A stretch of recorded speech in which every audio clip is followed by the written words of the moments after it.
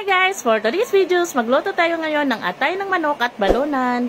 Pero bago ang lahat, please subscribe my YouTube channel para updated kayo sa aking mga video.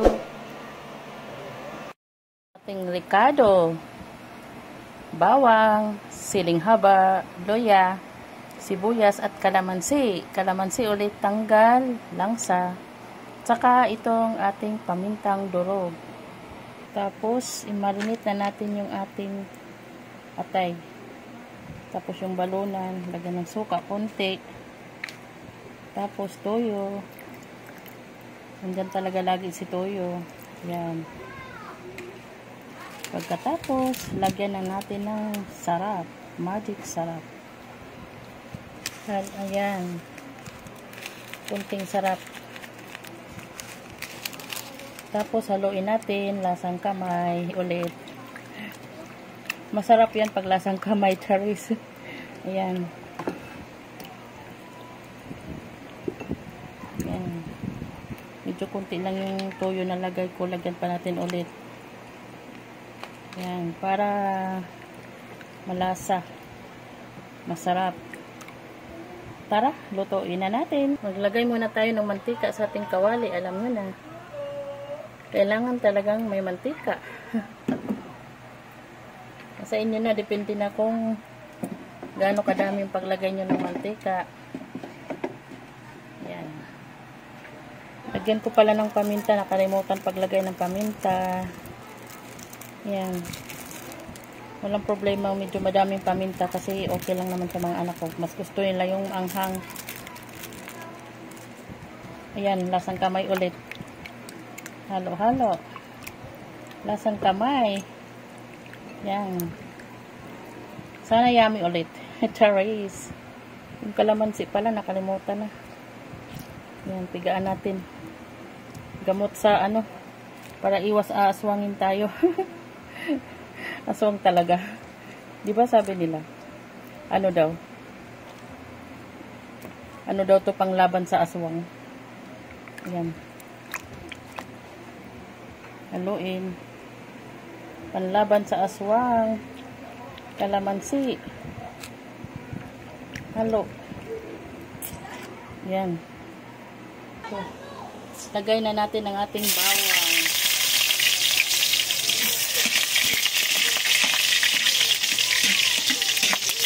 Waay! Tumalsik pa. Siguro may tubig. Ang ating sibuyas.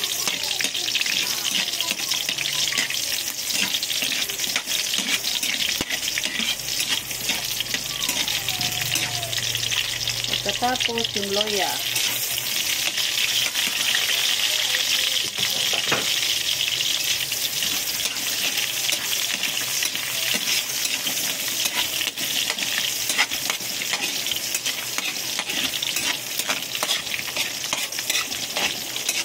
Yan, kailangan natin luto-lutuin na medyo luto na yung ricado para kumakatas na yung ano niya. Pagkatapos, ilagay natin yung balunan. Unahin natin paglagay yung balunan kasi yung balunan ang matagal-tagal siya maluto. Kaysa atay. Ang atay, pwede siyang i-half cook malasado lang. Ito kasi medyo matagal. Kaya, yun, iano muna natin, pakuluin ng pakuluin. Huwag kayong maingay, nag-vlog ako. Ito. Yan. Niluto ko muna ang balunan. Inuuna ko siya pagluto bago ang atay. Ilagay na natin yung atay kasi I think medyo luto na siya. Tapos ilagay na natin ang atay. Yan. Adobong atay ala bichay. Adobong atay ni Mayor. Pakainin ko si Mayor ng atay na adobo na maanghang, masarap.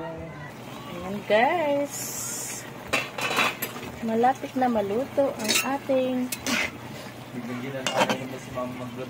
adobong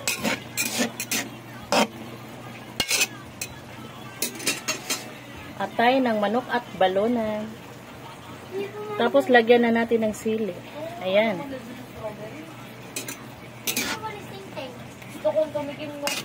Tapos, pagkatapos, lagyan na natin ng sili. Ayan. Hanguin.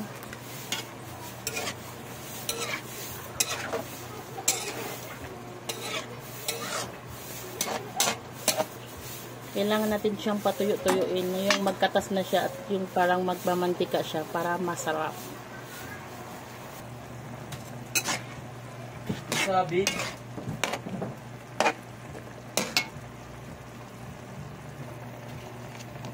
Lagyan natin ng oyster sauce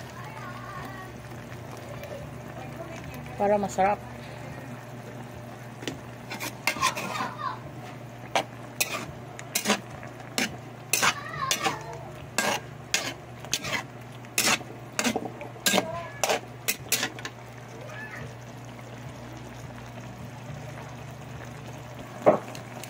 Tapos lagyan natin ng magic sa para sumarap. Maging magic na siya.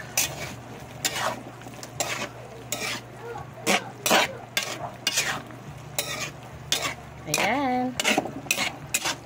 Tikman na natin ang ating adobong atay. At balunan. Wow, yummy. Na maanghang. Masarap. Yan lang po. Maraming salamat. Bye-bye.